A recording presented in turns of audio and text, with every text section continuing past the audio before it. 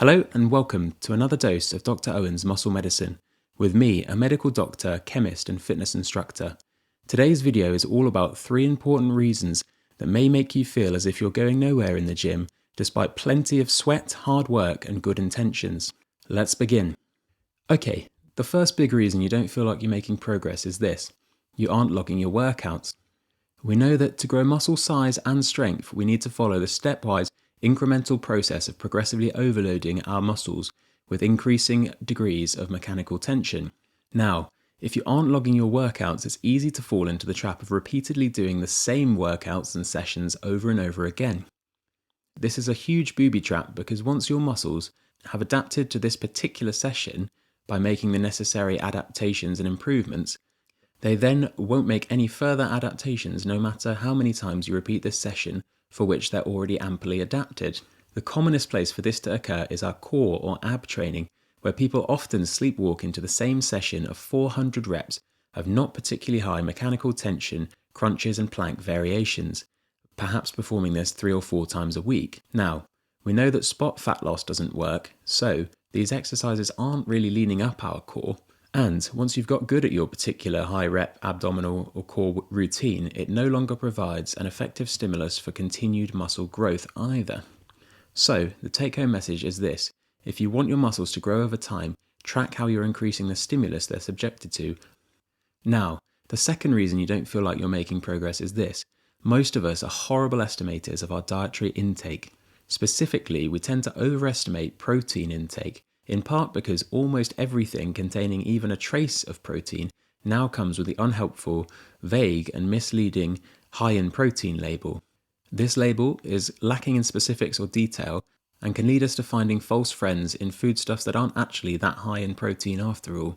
Now, we know we can't build something out of nothing, and we also know that UK and US guideline daily protein intake recommendations for healthy adults not looking to grow muscles is around 0.8 grams per kilogram body weight per day. If, on top of that, we want to build solid amounts of muscle, we'll need more protein than this.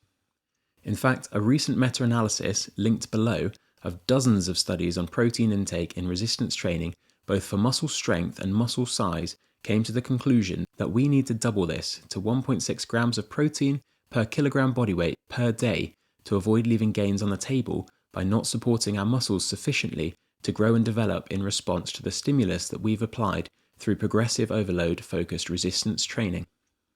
Now, if you're not planning to compete in a physique show or a weight-based sporting discipline, you don't need to track every single calorie in and out.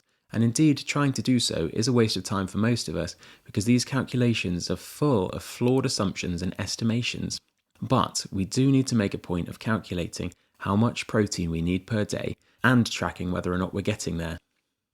As I have been, you'll likely be very surprised by how far short you can end up if you have even one meal a day that is low in protein. I certainly found this out the hard way during my time as a vegetarian. Of course, it is possible to get enough daily protein as a vegetarian, but whenever I went out for dinner, and the only option on the menu, as is often the case in British pubs for a vegetarian, was mushroom risotto, I would often see myself getting left behind in terms of daily protein intake when my friends would be eating large slabs of meat, burgers, or perhaps a cut of fish, and I was having just carbohydrates. Of course, as a vegetarian, you can plan for this, and you could perhaps take a protein shake and drink it on the way to the pub. Again, you don't need to track everything if you don't have a highly specific goal, but you do need a target protein intake built on solid scientific information and a good working knowledge of how much protein is in the things you commonly eat, so that you can track whether or not you're getting there. Okay, now the third reason you don't feel like you're getting on in the gym and making the progress you want to.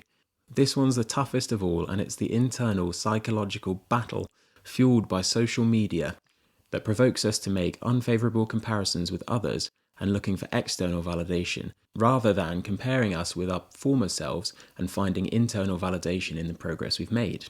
Whilst points 1 and 2 addressed physical roadblocks to making progress towards your fitness goals, this third point is very different because actually this comparison with others can lead you to feel as if you're going nowhere even when you are.